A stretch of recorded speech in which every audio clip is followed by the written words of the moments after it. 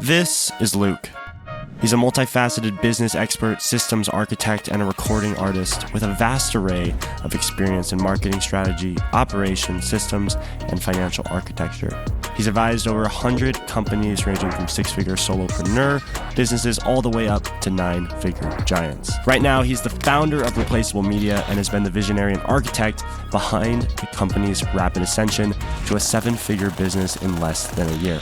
So without further ado, let's welcome Luke Fontaine to our show. Do you think most business owners don't?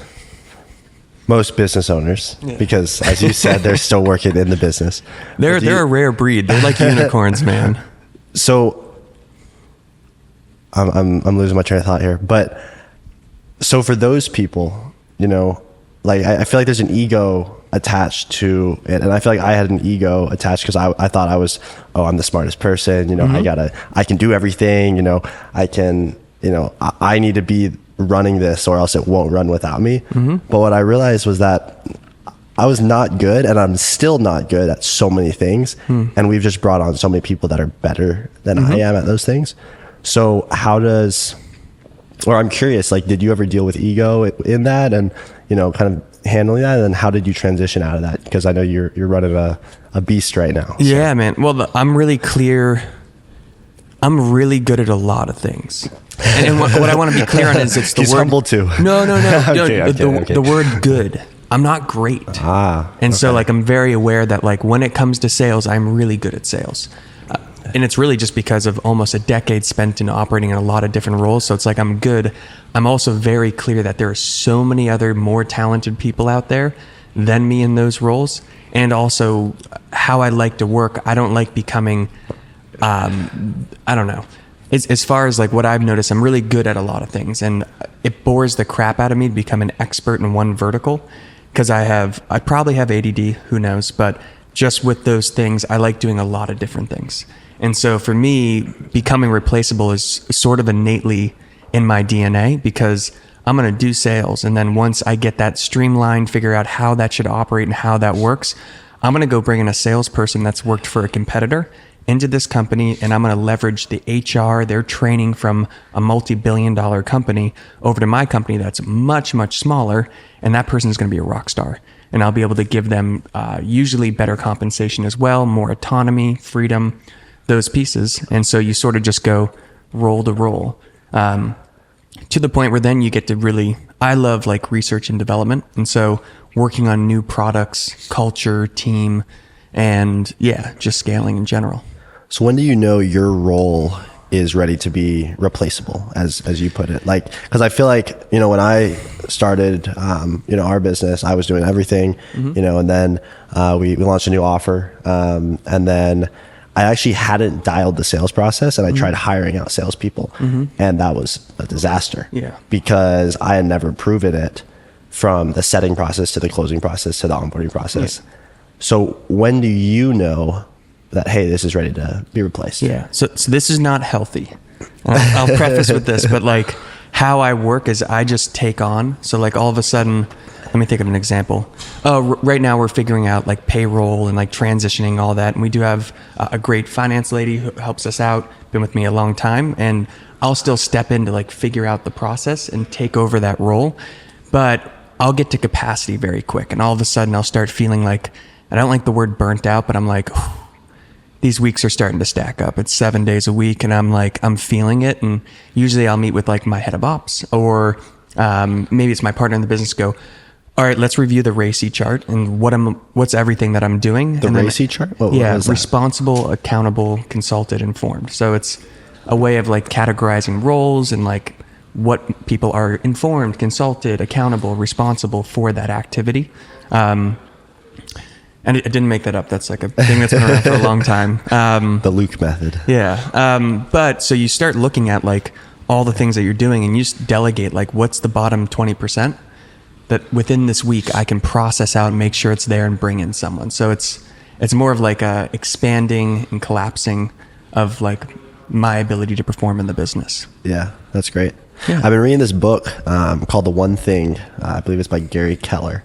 And it's, it's kind of breaking down, hey, what's your year goal? What's your, monthly goal? What's your weekly goal, daily goal? And then what's your today goal, or like your hourly goal even. And it's, whatever that big goal is, what are the actual steps that you need to take every single day to get there? And then only doing those things. So like for you, there's so many distractions in life. You like, I feel like I have ADD too. Like I like doing a ton of different shit. Yeah. So how do you, I guess, figure out that biggest needle mover and that one thing to advance whatever you're working on? Yeah, great question. And like, again, after almost now a decade of I've created a really good mental process that like my brain's like a system. So like whether it's Slack, we were just talking about that, and that pops in.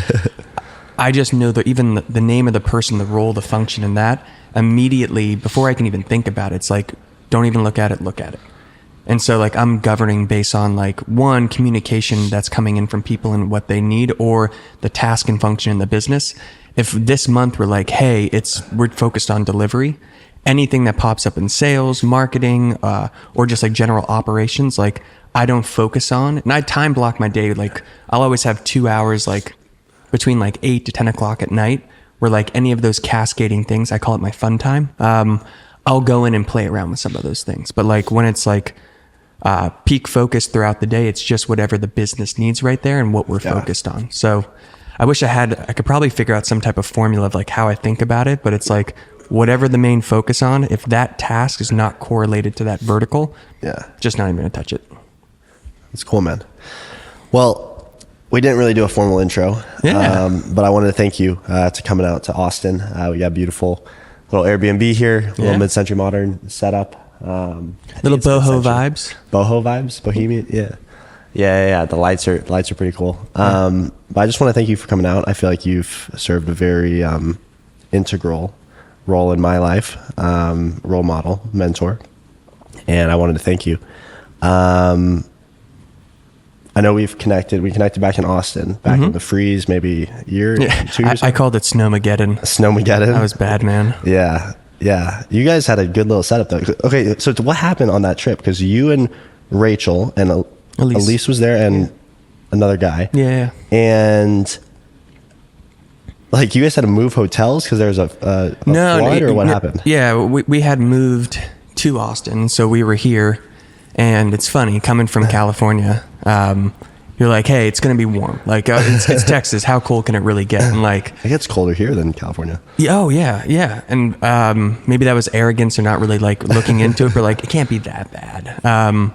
But we got here and there was that huge snap and everything froze over. Yeah. Like, I forget the stats on like 60% of houses or 70 were like without power for a long time. We lost water. Yeah. We lost water well, everything froze. And so the pipes freaking burst. And I guess like the crazy part on that, there's no infrastructure here. So it's like if you live in Denver, you live somewhere with snow, it's like there's infrastructure. Right. So like it was a crap show here. I don't know. Can we swear on this or no? Yeah. That's okay. Fuck, shit, whatever. Yeah, I just want to make sure. Yeah, so as far as it was a shit show. And so we were like, we woke up. The houses here don't have fireplaces. It's not like a place that really was designed. Some do, but it's not like the Northeast where that's just like standard in homes. So it's like, cool, we can't even heat our homes. Getting water, like we did have a pool at the time, but it was a saltwater pool. So I'm like, that's not going to help unless we have a desal unit. And we were like, we're really not prepared for this. So we were like, let's go down. I think it was the Proper Hotel the Line. It was by the Line. Yeah. Great tacos. Yeah, great tacos, man. And so we get there and we just walk in. They're like, oh yeah, we have generators and stuff. Were you there when it was just like gushing water in the lobby? No, but you guys were saying some bad things. Yeah. You were like, but at least it had heating. It did have running water, but that hotel was falling apart. That's crazy. And a bed. And so, yeah, we just like seeked haven there and just like hung out. And we're like, I don't know if it's going to be 2 days or 2 weeks. And so we just sort of hunkered in there eating tacos. They had great tequila. And then we just go up to the hotel room, back down, back up, back down. And that was about it. You guys had a good little setup. I remember pulling in. It was maybe 2 p.m. or whatever. You guys were just, or I'm not sure what time it was. It was an afternoon. Yeah. You guys just were chilling, eating tacos. Yeah. You know, money was rolling in. It was all business good. Was still working. Wi-Fi existed. Business was still good. But cool, man. So, we met then. I feel like you've taught me a lot throughout the whole life and journey and stuff. But I still feel like I don't know a ton of stuff about origin or like, how you grew up and stuff. So I'd love if you kind of touch on that. I know super talented musician, toured. Yeah. You sold some jets. Yeah. You did a bunch of other stuff. Leased jets. But, leased jets, my bad. Are we looking for like the timeline of it? Just a quick to like 0 to 18. 0 to 18. And kind of what you were like as a kid. Oh, like age 0 to 18. Got it. Yeah. And then we can transition into the music stuff. Yeah. So I guess as long as I can remember, like, grew up on a farm on the East Coast. Dad was in a bluegrass band, also built a bunch of great homes. My mom is, she was a scientist, but she raised my brother and I. I have a twin brother. And so always played music young as a kid, played on a farm, like real wholesome stuff. We had cranberries, blueberries, and just got to like work with our hands building stuff, chopping wood. And it was a really cool upbringing, much different than the rest of the town. And so, yeah, that was like growing up and, I guess like to tie in entrepreneurial stuff, like started a guitar teaching company and like we scaled that up really quickly. Was that just local kids or local? Yeah. Okay. All within Duxbury. But since my brother and I were really well known as like the musician duo, it was the Fontaine brothers at the time. We were like, wow, okay, so parents look at us and they're like, wow, that could be my kids. It was a very, the other side of the town was a very wealthy side of the town. Okay. And I'm like, well, they want their kids to be musicians, so they'll pay us for lessons. And so before we knew it, within weeks, both my brother and I couldn't take more lessons. Like after school, maxed out. Yeah, and I was like, and that was the first like spark of entrepreneurship I've ever had in my life. I go, well, and this goes back to an earlier conversation. Replaceable. Marshall is way better at guitar than me. I'm good, and I'm good at like building this, getting a system together, figuring out like there still was marketing and sales and the delivery. As soon as it was figured out, I was like, I'm just going to bring in an even better guitar player and it's going to be a better product still with our brand on it. And then before you knew it, we weren't teaching that many lessons per week and we had multiple kids fully maxed out teaching all the lessons. So like, how many kids were on your team? And how many lessons could they pull a week? Yeah, what I'll say, it's like I wish I could say like it was like 30 kids or something. It wasn't that crazy, but still, even with like 4 or 5 kids doing 3 lessons a day after school, what's that? 15? We're doing, I would say between 50 and 100 lessons a week. 50 to 100. Yeah. Wow. How much were you charging per lesson?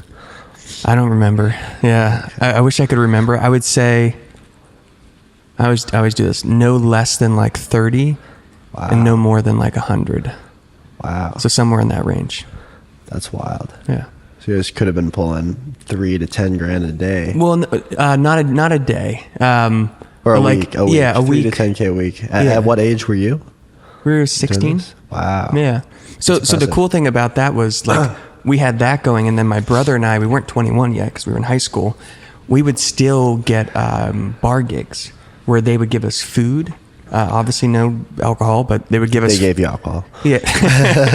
No, but we would have like probably 6-7 bars on rotation over a weekend, paying us between $500 to maybe $800 a night, playing cover songs, plus tips that come in. So it's like, again, anywhere from $500 to $1,000 depending, and with tips, and do one of those on the weekends. Or one on Friday, one on Saturday, one on Sunday for like brunch. So yeah, it was a good operation. So like that's really like the start, and we utilized that capital to invest into the band, the business. Yeah. Do music videos, record music in Boston, and do those pieces. Nice. Yeah. So for the band, what was the name of the band? Well, at that time, it was just Fontaine Brothers. It was Fontaine Brothers. Okay. Yeah. And then did you guys bring on other people onto the actual band, or was it just you two mainly? when we got to 18, the benchmark, we signed a record deal, and so nice. At that point, it was still us as like the band, but we had auxiliary musicians that would play on records with us, play on shows. Then we shifted into just Fontaine. We dropped the brothers. Shout out Jonas Brothers and those people, but we just went clean, simple Fontaine. We had drummers at the time. We had guitar people play with us, especially like live shows and that. So, but no one really was ever like brought into the band. which in hindsight was something we probably should have done. But yeah. Gotcha. So what was like touring? Like, cause you guys toured like a lot with the band. So like, what was kind of the highlights from that? Like, where did you guys go? Like, did you enjoy it? Or? Yeah, well, I would say, so the funny thing at the time is my mother really wanted us both to go to college, and we were like, record deal, want to be rock stars. And it was a lot of fun. We weren't playing huge shows. Probably like the biggest shows were 200 to 300 people. We shared the bill with a couple bands, but still lively room. It's totally different. If you have like a venue that holds 300 people and you put 250 in that versus 1,000 person, you put 250. You always want to make sure capacity is full. Just like the energy of the show is just totally different. But like, as far as like highlights in that, like, dude, we were playing at times, like we'd be on tour every week. We'd be playing like, I don't know, 3, 4, 5 shows and just traveling the next city to the next city. Wow. And we were playing mostly college shows. And so there's an association called NACA, National Association of Campus Activity. And we would showcase and just book out like 10, 15, 20, 30 college shows. And we would just go campus to campus. Wow. So what was really cool was like, even though I wasn't in college at that time, I was able to get on site on these really cool campuses and just get to hang out with students, see the culture there, play for a show, and then just jump to the next school. As far as like memorable moments in that, like the most, not like wild in like terms of people, but like there's this place in Michigan called Sault Ste. Marie. So Michigan, sort of like a point like that, the tippy top, that's literally, there's a waterway there and Canada's right there. It's all the way up there. And so we flew in and had to get brought in these 4x4s. There's snowmobiles, just how much snow and everything. Yeah. And it was just pretty wild just getting there. And you're like, I'm in Narnia.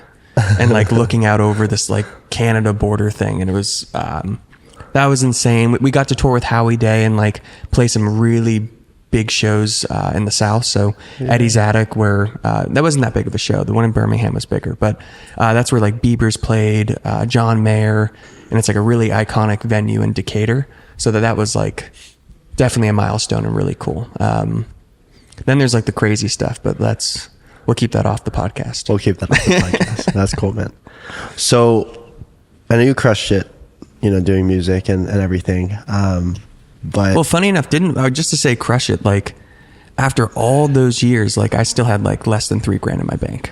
Okay. So it's like the whole record deal thing, it's really borrowing. So what was the money. shift then? So I mean, because you had the business, with you found a way to replace yourself with the music stuff, but then it seems like you transitioned back into where you actually had to be, performing all the time. So I guess what was that shift more into the more, I guess, business realm? Yeah, and to separate those again, like the guitar teaching business, the lessons, we ran that for a couple of years and then just like killed it. So like replaced ourselves, and then we're like, we're going to be, this is like the ego piece. Oh, now we're a signed band. I can't have that anymore. In hindsight, I wish I just kept that thing running, because it just would have scaled that so much. And it was just passive income. And there's the next town over, Marshfield. There's Kingston. There, like it would have just expanded.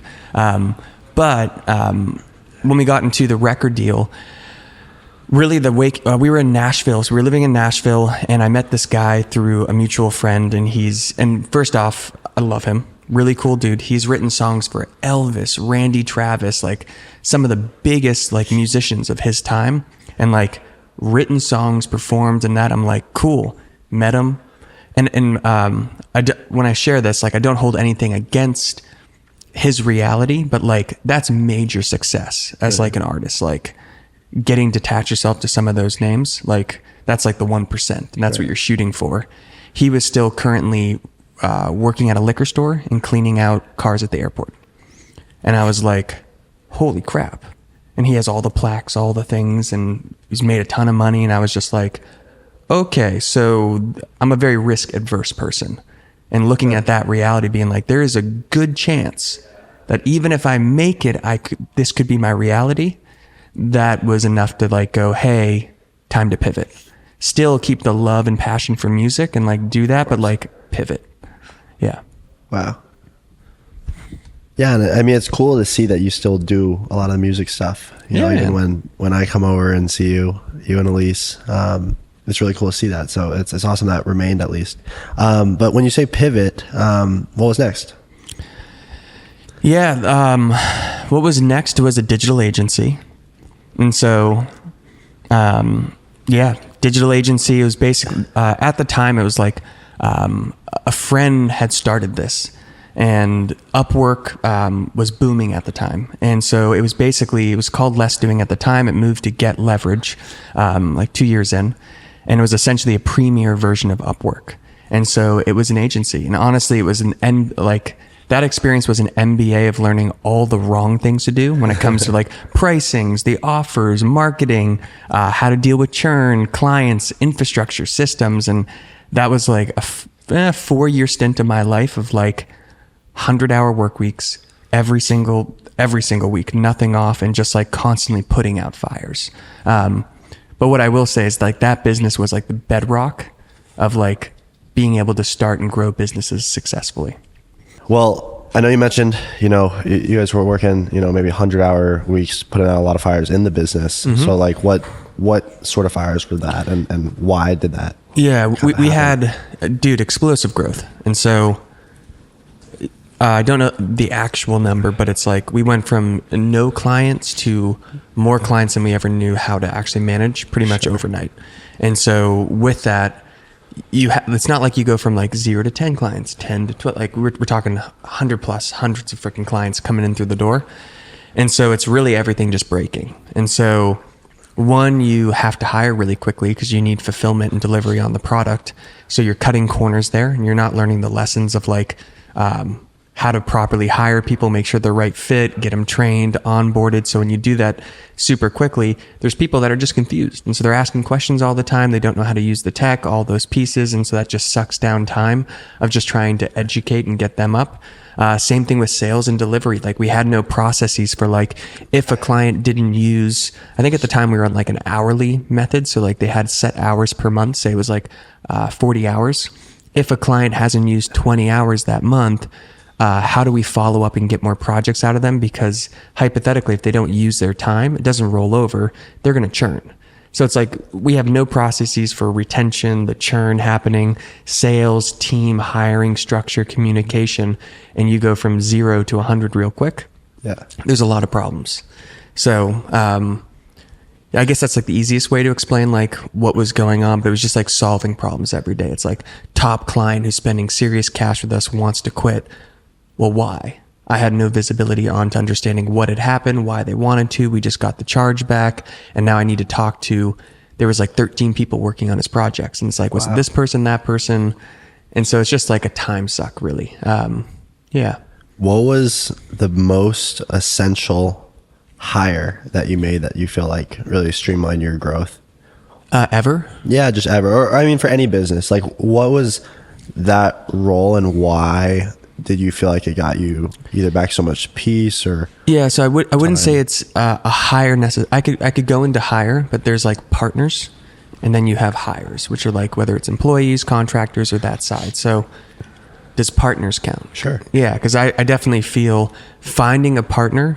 Everyone has like unique skill sets, or like even if you don't feel you understand like what you're best at, like if you can't do that for some reason, literally write down what you hate doing. Just be like, I hate doing X, Y, and Z. I dread it every time I have to do it, but the business needs it and I do it. Find a partner who absolutely loves that stuff and hates what you're open to doing. So I think that's like the most strategic people you can bring in because they're equally as bought in and care as much, will work as much, and really dedicate like their mission towards a joint mission that you guys are growing together. But again, I've had some really horrible partners. Even at the beginning, they can feel great and aligned, and it transitions slowly. So that's another very tricky thing because it's easier to fire an employee versus getting rid of a partner. So like, there's two sides of that coin. As far as like team and that,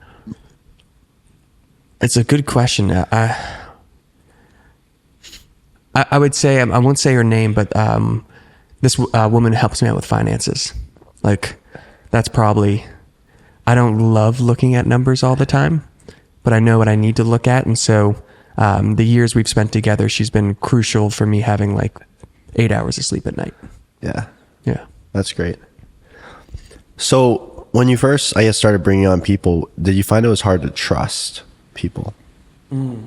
This question just came up in like the past 48 hours. And I'm trying to remember where it came from. So, or do you find that you trust people? Because you're wearing a hat right now that says lone wolf too. I'm a lone wolf, man. Yeah, this is a deeper question into like, I believe everyone has the lessons they need to learn, and they will repeat themselves over and over and over until you choose to learn them. And I found that so undoubtedly true personally. So like when it comes to trust, I think as a human being, I have a very low level of trust for anyone. Right. And it's probably, again, like that's a distortion of mine that like I actively work on and try to stay open to people in those situations. But yeah, like boiling down like the trust, I don't think I really, it's a hard question. And yeah, it's just tricky. Like fundamentally, yes, I trust, but like I know no one will care about what I do as much as like myself. So for that, it just limits the amount of trust I can put into them. Does that make sense? Yeah. Yeah. Do you feel like something happened, I guess, in business or earlier in life that was the reason for that? Or has it just been kind of the experience in the business world? Like what's the driver? I think every human's, we're a combination of cause and effect. So it's like, as naive younger entrepreneurs and stuff, and you can make up assumptions in your head that nothing will ever go wrong with this person, this is the best thing in the world, and holy crap, here's a lawsuit. And you're like, what? Not that that's happened, maybe it has, but point in being is like, yeah, I definitely think you get jaded along the way. Not to be a Debbie Downer, but stay focused on building a really great product and a business, and that's just like what I choose to focus on. Yeah. And there's never been anything that has happened due to a lack of trust or giving too much trust that really completely stops a business or stops your path or your direction. So I choose to stay open. Yeah, that's super valid, man. Well, cool. So you had the agency business, and then it sounds like that was stressful a little bit. It was the best MBA. Like you have to position things in life. It's just like marketing. That's a good point. That's a good point. I guess it's the perspective on that. So I guess, did you have a positive perspective about how the agency went, even with 100%. all everything? Okay. I would not be here today without that experience. Okay, wow. And I don't think it was that like negative experience. You have people that spend, I don't know, 20, 30, 40 hours a week going to school and get an MBA in business and all that stuff and pay a ton of money to come out, and what do they really have to show for it? No real world experience. So for me to get that tangible experience hands-on, like that's invaluable to me, and to make money along the way. Like it's a pretty sweet deal. So I know you didn't go to college or the school, like the normal school route. And, you know, you've launched incredible companies and continue to grow those. So do you wish that you had that normal school experience? And do you think you'd still be where you are today if you had gone to school? Love this question. So back to the music, when I was signed the record deal in the touring band, I was getting to go on college campuses as a musician, touring musician. Did you party there? And so fractionally, I got to like be a part of these schools with all the students. They'd show me around and do that. So it's like, in one way, I'm like, that was my college experience. That's cool. And it was really cool getting to see so many different people all over the U.S., different campuses, and like sports culture and that stuff. It was just fun. So to that question of like, do I wish that? No, like I never was ever, even in high school, like everyone's going off to college. I was like, I do not want, like part of me was like, oh, cool. This is like a paid vacation for most kids. Like your parents are paying for this, or you're just getting to go do that. Or for most people like myself, I was like, here's the student loans you have to take out. The school I wanted to go to was like 50, 60 grand a year. I'm like, okay, $250,000 in debt. Let's divide that out. I'm like, do you guarantee a job? And they were like, obviously no. And so I was never excited for like that reality. And I got to sort of fulfill that on the music side. Right. As far as like your question on like where I would be if I did go to college, I think like being an entrepreneur is like in my blood, like, or at least not even my blood, just like how I think. I still think I would have went into starting a business, doing something like that. I just would have been 3-4 years behind. Yeah, that's super valid. And a lot more in debt.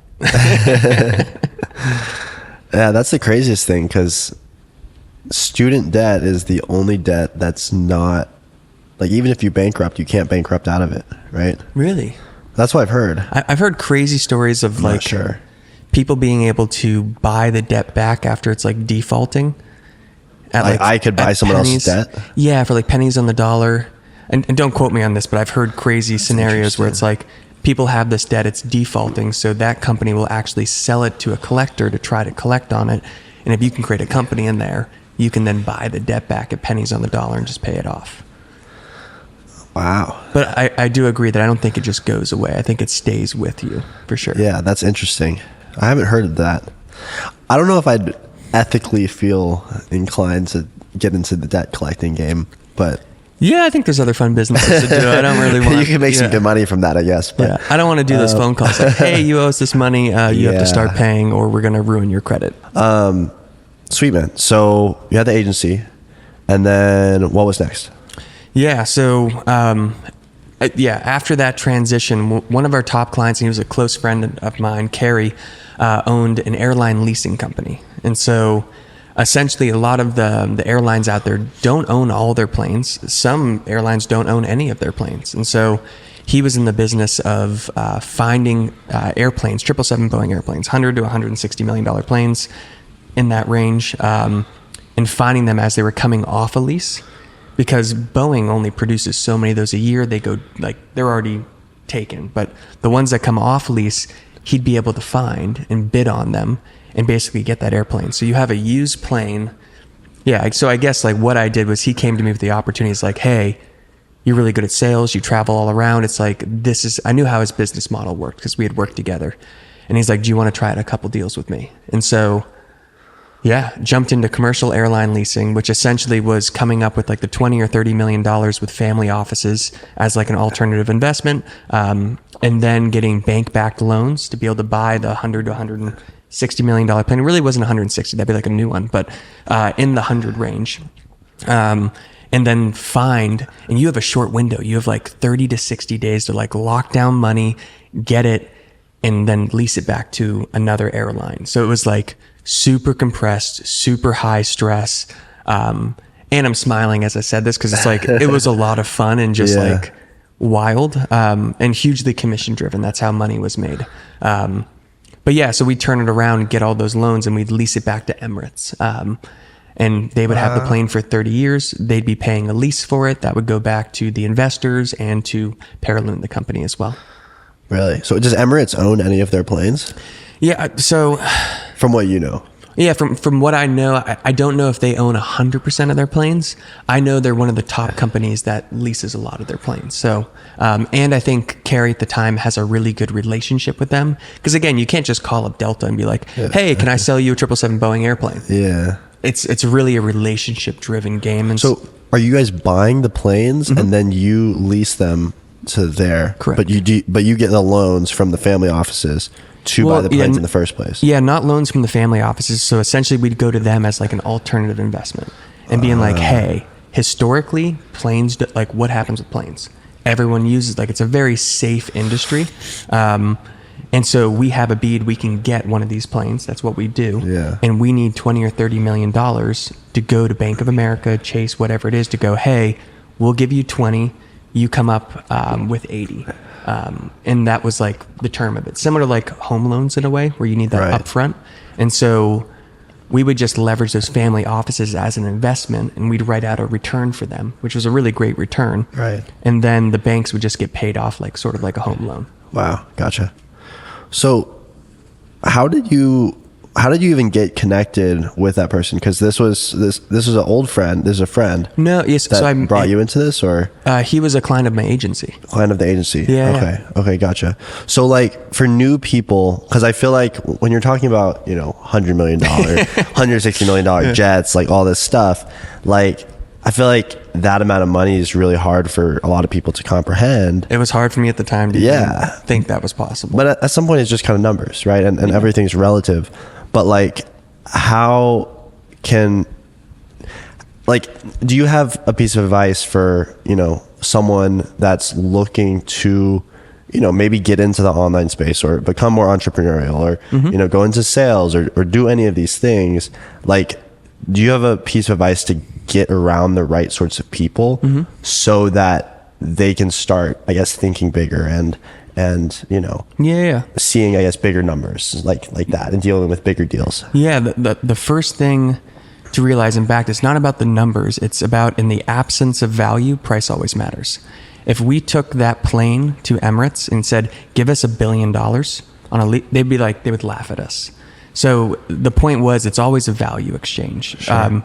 To the point of like where to start in those pieces. Like, I still hope to this day, I always will remain humble around like what I do and how I show up. And like at my start, like I was just like, don't pay me. Every opportunity I took, do not pay me. I just want to learn. And if you can find people in life, like where you can reach out and be like, hey, can I just help or whatever that is, you'll learn so quickly. And it's really not about like, how do I start the first business? It's really, how do I figure out what skills I can develop? And then I'm actually, I wouldn't say passionate, but like excited to deploy and like study and learn. Once you can figure out where you want to start, and it's not a forever thing, like you can monetize anything. Then you just need to figure out the arbitrage of value in what you do applied to a business, and you'll make money. Yeah.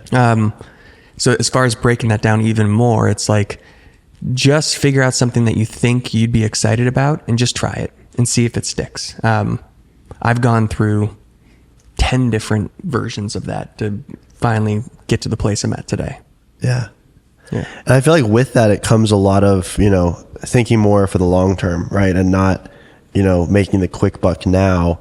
So I guess because I feel like we live in a society of like instant gratification. Yeah. It's like, you go on your TikTok or your Instagram.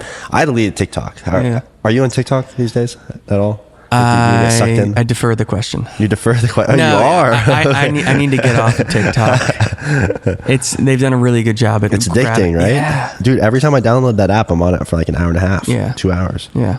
But it's really great how the algorithm works and like gives you great content. Yeah. So I'm just... It's a great app. But to your question, can you repeat that question? It's more just like, how do you shift away from instant gratification? And, like, how are you able to delay it so you were like, hey, I can do this for free, because I mean, people have to eat. You have to, put food on the table and stuff. And maybe you're balanced with I ate rice and beans. I think it's a perspective shift. Sure. And even at that like, even when I first started off doing that, like I was scraping by. What I charged on my credit card that month, I was hustling just to get that paid off. Right. And I was always taking opportunities just to see who I could meet, what value I could produce, what I could learn. So like by no means do everything for free, but like I would always have something that was making me some money. Sure. Even if that's like busking tables or like, busking tables. I worked at a grocery store for a bit. I remember that. Which grocery store? It was called Earth Fare. It was in Raleigh, North Carolina. Sounds fancy. It's like a central market. Yeah, well, it's sort of like a mini Whole Foods in a way. Okay. And I became the bookkeeper. That's a whole nother story. But did you rig the books? No, I'm kidding. No. Who knows? But as far as like where to start in doing that, it's like it's definitely crucial to get to like, and this is a huge number, but like even 10K per month. As entrepreneurs and you scale and like that, you can become less aware of how much money that is. But like at 10K per month, you can pay for everything at a base level. Like you can't be driving a brand new Range Rover in these pieces and like that stuff, but everything's covered for you to swap your optics on a relationship everyone's going to ask somebody of value for money, exchange, and this. Soon as you show up being like, hey, how can I help? Oh, I have nothing to sell you, nothing like this. This is what I do. I just want to see if there's any synergy. You've literally separated yourself into a class of one. And a lot of people are just asking for the business right off the bat. So that's sort of just what I innately did. And it just opened up a ton of conversations.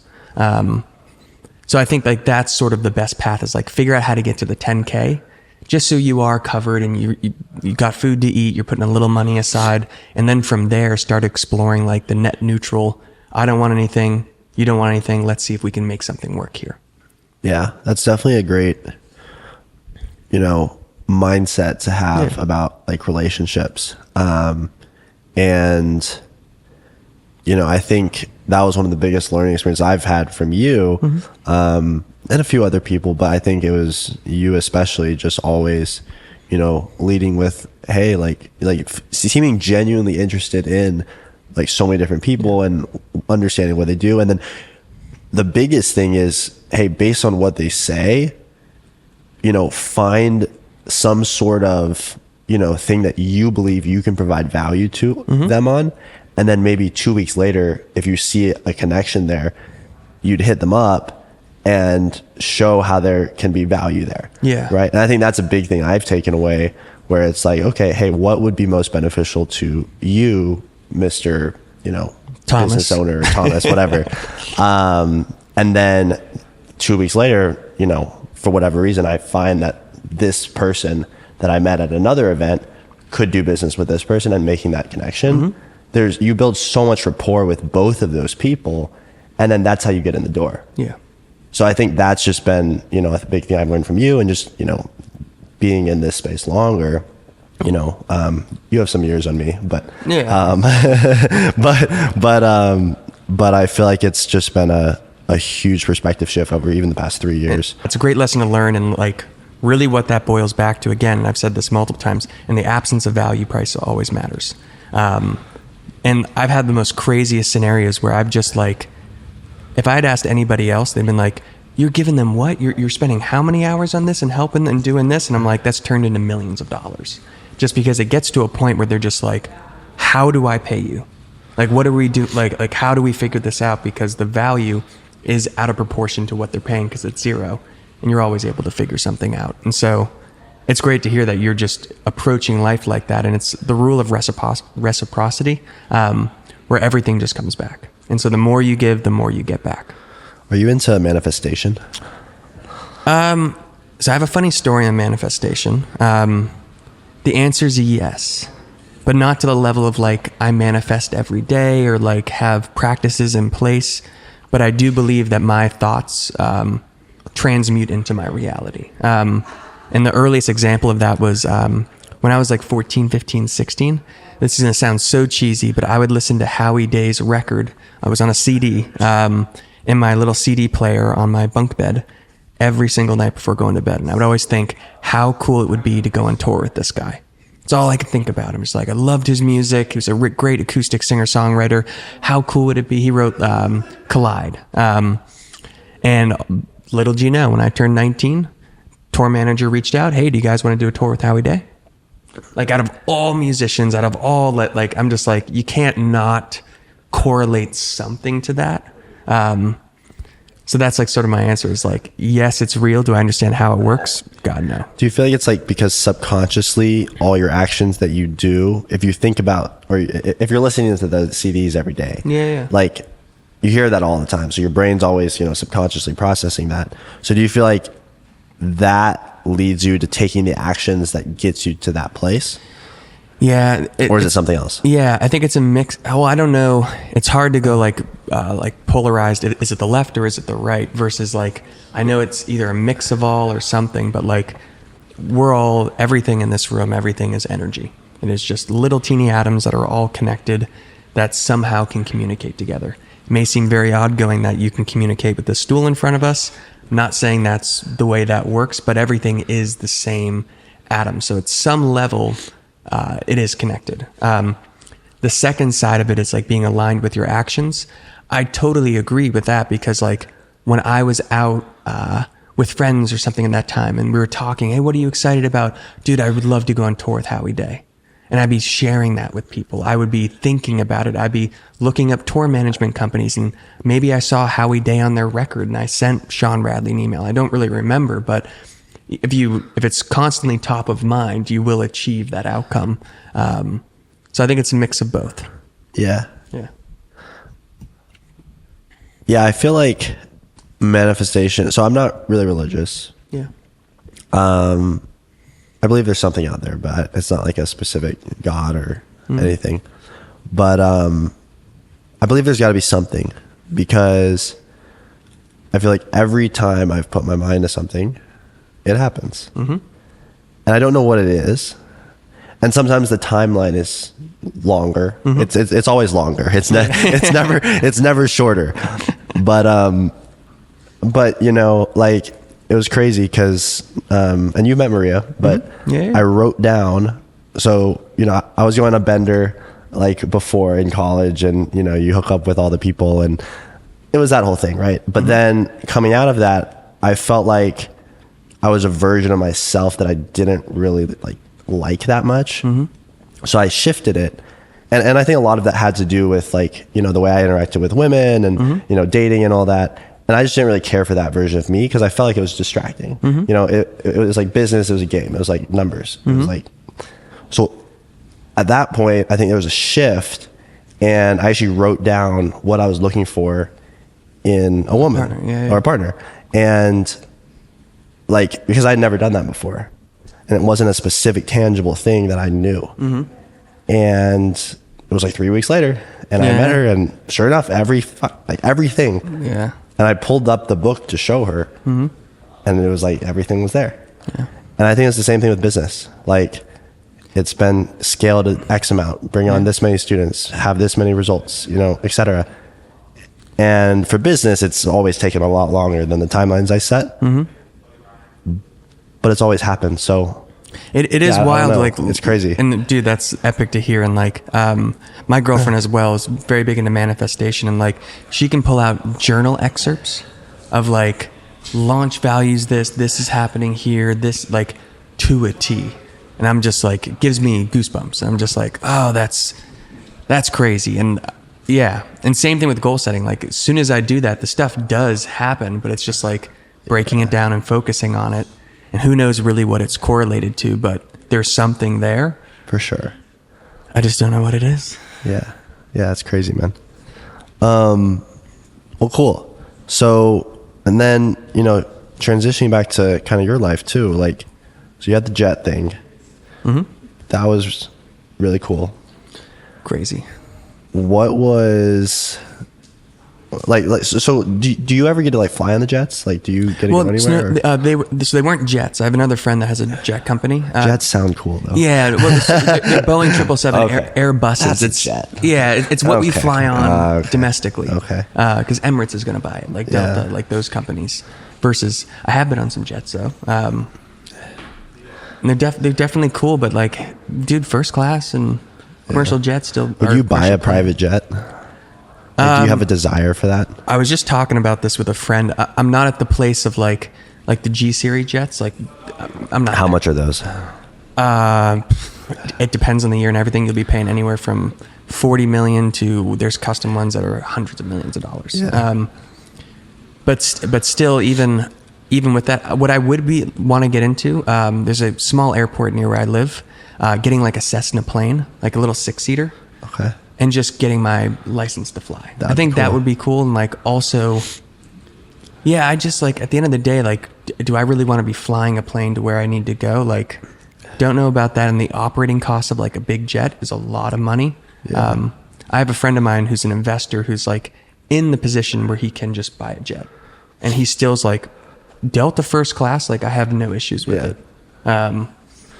So I think it's more, I think a lot of people do it as like a flex versus like, if you have to be in a different city, like 3 days a week, get a jet. Get it for the company, write it off as an expense. It will make you more money. But if you're not traveling that much, I just don't see. That's super valid. Yeah. Or it's really just the value of exchange is not there for me yet. Yeah. You mentioned you're more of a homebody too. So like, you prefer? I mean, because you're in California right now, but would you ever move anywhere else, or like? Well, I've lived here in Austin. I've lived. Are you moving back soon? Not to Austin. I've been debating Nashville. Okay. And you spent time in Nashville too. Yeah, Nashville's, yeah. You didn't have the same experience I did. That was different. We had the bachelorette parties and going out to the little honky tonk bars and stuff. I was over in East Nashville. It's like super cool. It's a little more bougie. Yeah. Well, and it's just like very lush and green and not like crazy. You're not having like bridesmaids throwing up on the street. And like, dude, from Connect. So there's the Connect apartment. And you look down and you can see like pickup trucks with the tarps in the back. Oh yeah. They have a hot tub. It's not hot. It's probably not hot. Yeah, it's probably filled with pee. Filthy water and people and alcohol. Yeah. And it's like this is like on a Wednesday. Yeah. So I'm not about that. But as far as like, I love the spot we have in California. I don't foresee. And you've been there. Like, yeah, it's great. Very, very, very quaint. Nervous system is very low when we're there.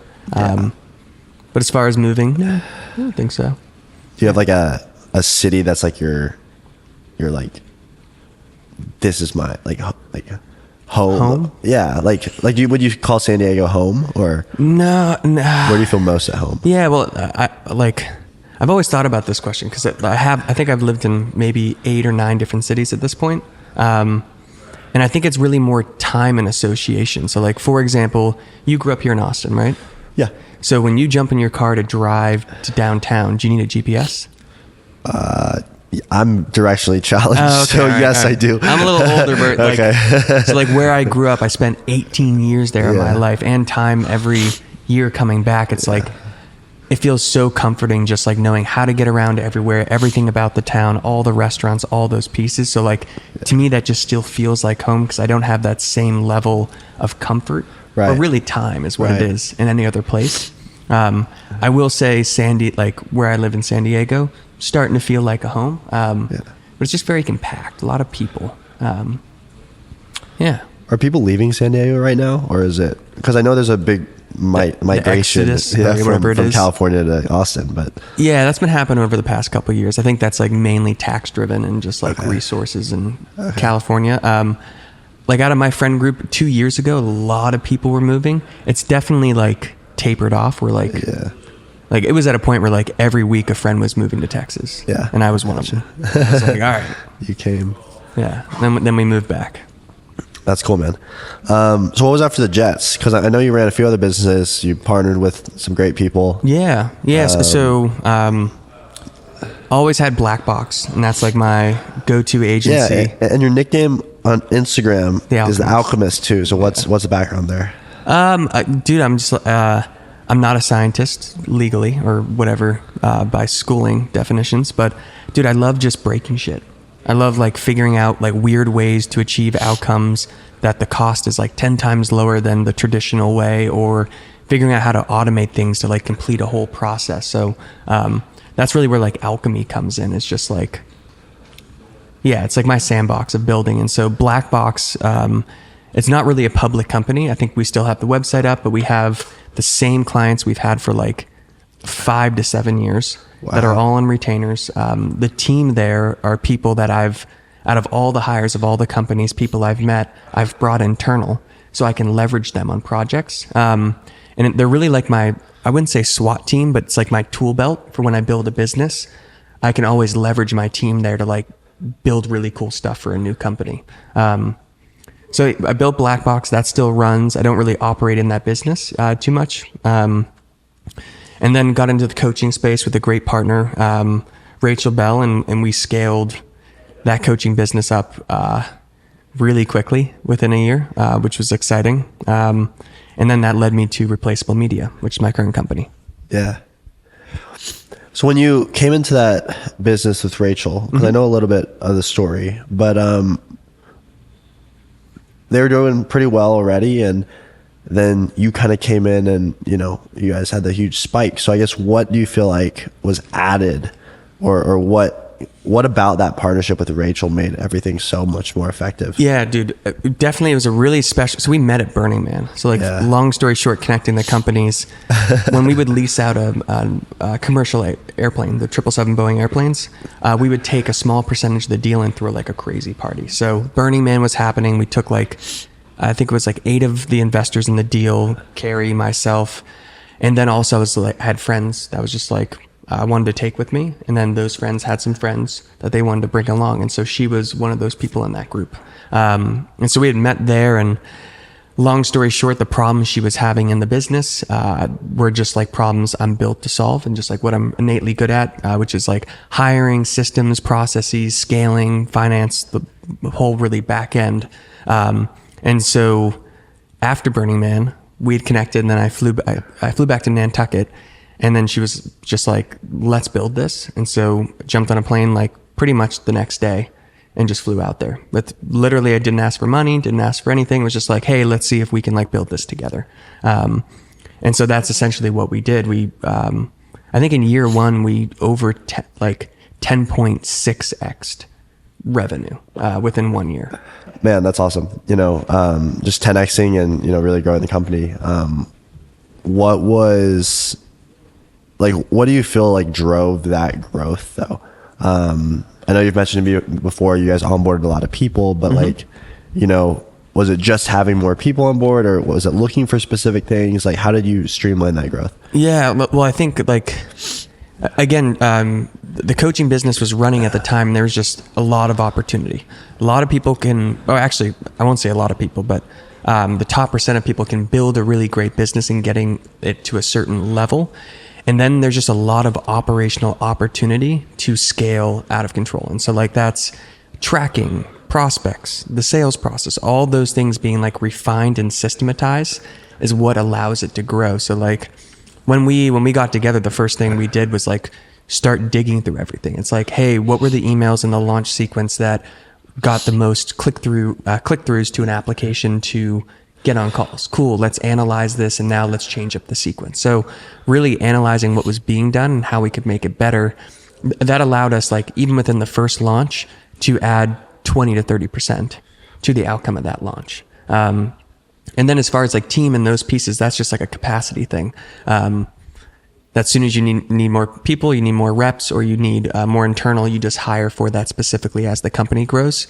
Since that was like a coaching arm, the biggest pieces of that was like really just sales and then fulfillment and the coaches. Gotcha. Because Rachel was the head coach. She built the program, and she couldn't do all the fulfillment there. So it was also bringing in coaches, training them up, building out a whole training process that gets someone ready to coach the OCA students and have the same results that or very close to that Rachel would have as well. Yeah. That's impressive, man. So you feel like, being able to scale to something like that, with those results, like it all came back to the system and kind of the processes in place, or? Yeah, man. Just like everything, like when you get into your car and it starts every time, well, ideally starts every time for you, it's like there is a system behind how that engine works. There's quality to those pieces that provides that result. And so most people just get really scrappy in building a business, but 2 clients can get totally different results. So like once you start systemizing how sales works, how delivery works, the tracking, you have a very consistent product, great product ideally, and then that just allows it to grow stably versus there being a leak over in sales and it's not systematized and you don't know what caused it.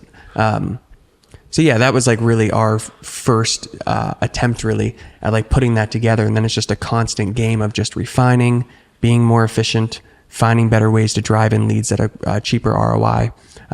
Yeah. That's cool. So with business, and I guess just, life in general, like what drives you on a day-to-day basis? Yeah, I think most people, I shouldn't say most people, sorry, this is a question directed right towards me. I'm not going to deflect that. What drives me is like, I just had this realization last week. So there's a lot going on in my media company right now. It's growing really quickly, and we're just trying to stabilize that because delivery product is everything. And it's got really stressful the past couple of weeks. And I definitely chose to just deal with the problems. They could have just not been dealt with. I just take that on.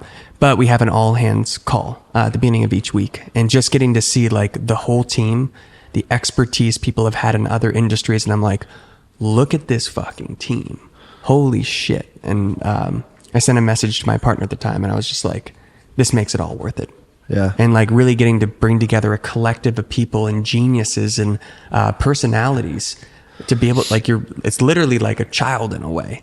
Like, this thing didn't exist before this idea, and now this whole ecosystem is going and moving together. And it's that, to me, it's like building a family in a way, even though it's not a family, but like, that's what motivates the crap out of me, is like, how can we build the best culture, group of people, and get our clients the best results? That is like my motivator. I would say secondly to that is like opportunity. I love seeing industries or like something that's so broken, and there's opportunity to just disrupt it and just be like, oh, this is going to be fun. Yeah. Like when you tell people about the idea you're building, they go, that won't work.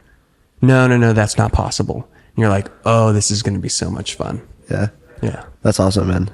Yeah. I think on the team thing too, like, you know, I feel like when I first started getting in this space, you know, it was all just, I want to make money. You know, I think it starts with making money, but then at some point it kind of shifts. And, you know, of course everyone's in it for the money to some degree, right? But now it's been really cool, you know, building our team and kind of our family, and, you know, finding the right culture fit and making sure everyone's aligning with each other. And, you know, we had a call on Monday, and we have almost 30 people now, but there was like 16 people all there on the sales team and everything. And that was the first time I saw like everyone. I was like, holy shit, this is really cool.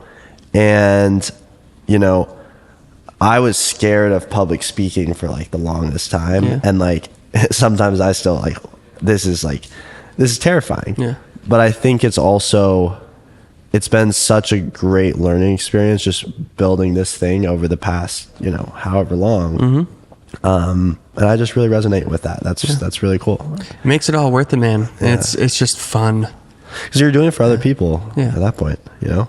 And the next thing, we're rolling out on-site retreats this year. So nice. Our company's fully remote, but like I'm debating right now, and maybe, I don't know when this pod's going to drop, but the team will get a hint before. They're aware where I want to do it in Mexico. Nice. And like rent like a really cool spot with like little, not cabins, or like separate like suites, but like have great local foods there, do like a tequila tour, and like do on-site work. And I'm also debating having clients come in so we can work on-site with them. That'd be dope. And like that to me makes it worth it. It's like all this digital stuff we actually tangibly see in reality. Yeah, that's really cool. One of our guys, Patrick's coming down today, I think. Actually. Oh, cool. Yeah, so he gets in a bit, so that'd be cool. Sweet. But yeah, man, that's really impressive. Dude. Kind of what you built. And, you know, I'm love to continue this conversation too. And, you know, but just wanted to thank you, you know, coming on here today and sharing a little bit about yourself. Is there any like, you know, parting piece of advice or remarks that you give people to, you know, I feel like so many people are just stuck in life.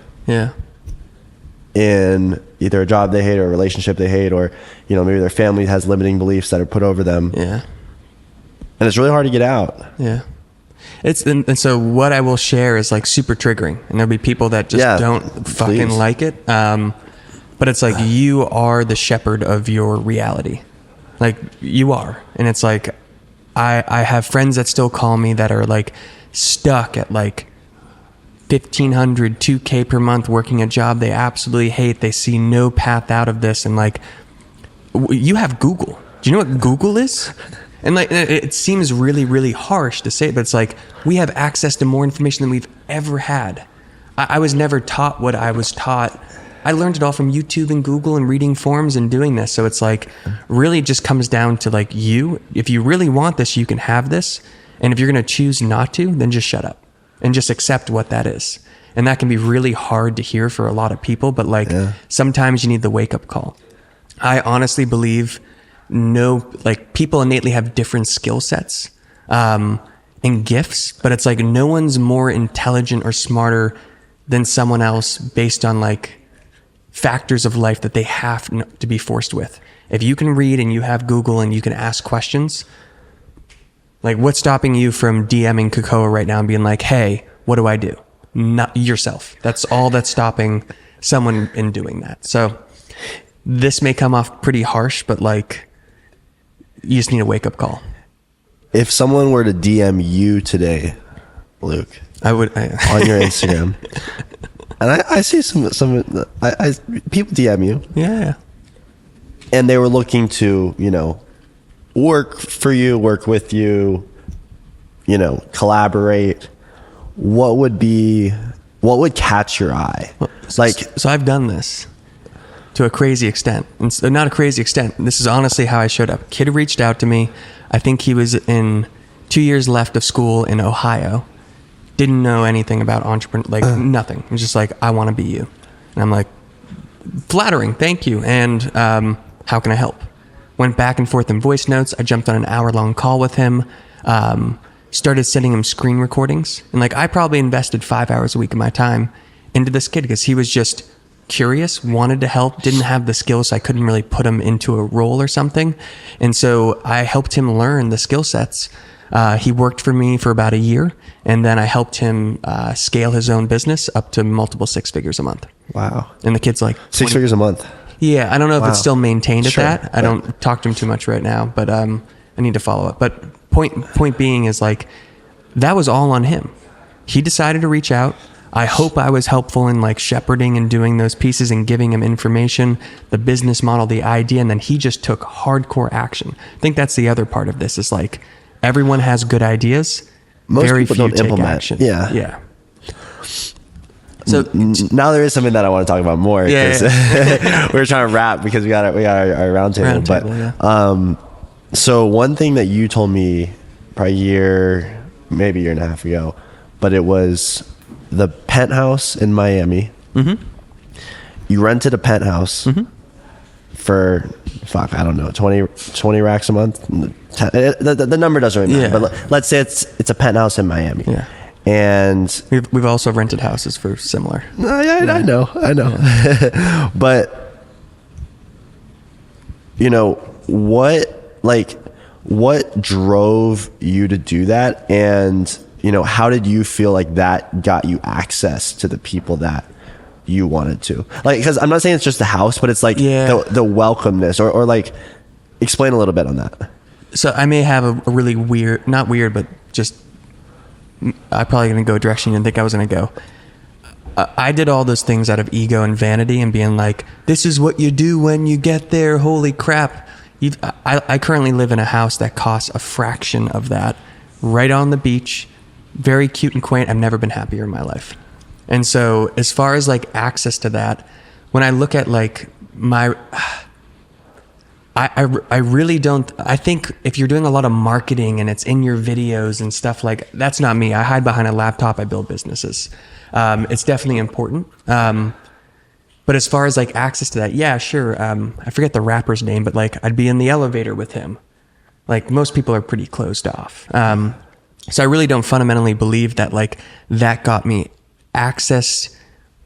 more access than me just being genuine and showing up with value. Nice. That outpaces everything. Yeah, it really does, man.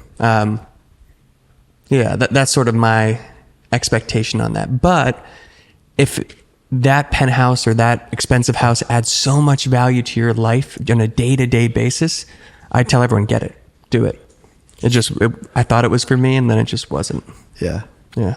And when I brought that up, I meant more of like, because from what you told me, you were able to host events and have people over, and I felt like I got access. So like, you know, I guess I brought that up more for that regard. Got it. All right. So, I thought you were going a different direction with this. No. Yeah. Like, having a beautiful place allows you to act cost like, I don't know what this Airbnb costs, but like, for example, if you're going to use it for marketing, such as we're doing right now, in events, and it's going to be a write-off, like, and you're going to like stick to that schedule of doing that, get the house. People come over, they're going to look at it. It's a great space.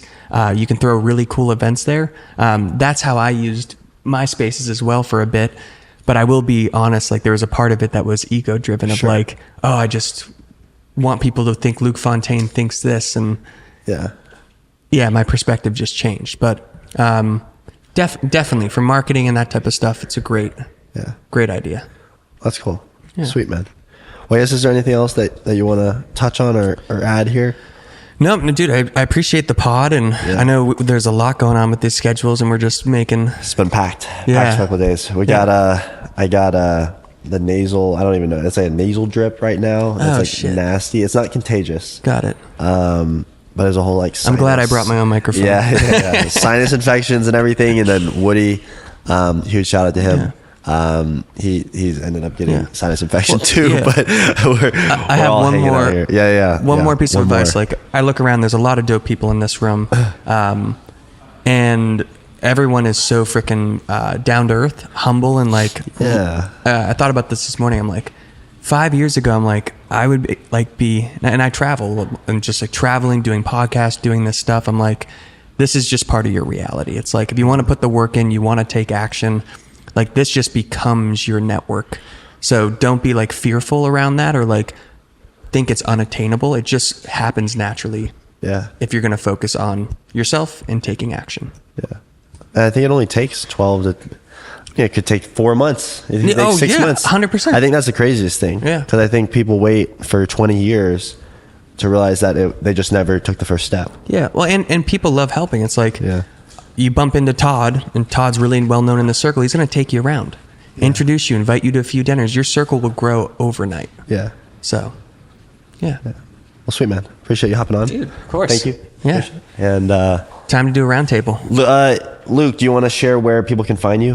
My address at home is... No, I'm just kidding. What's your social security number? I'm on Instagram, Luke_Fontaine. That's really... I don't use it that often. My email, my website's replaceablemedia.com. We'll put some links in the. We'll put some links below. I need to get on socials more, but Instagram's like the only place I really use. LinkedIn, I'm really focusing on LinkedIn. Are you? The team is. That's our client acquisition. Okay. Well, thank you. Appreciate you being here. Thank you, dude. Share with a friend if you liked. Cool. Cheers.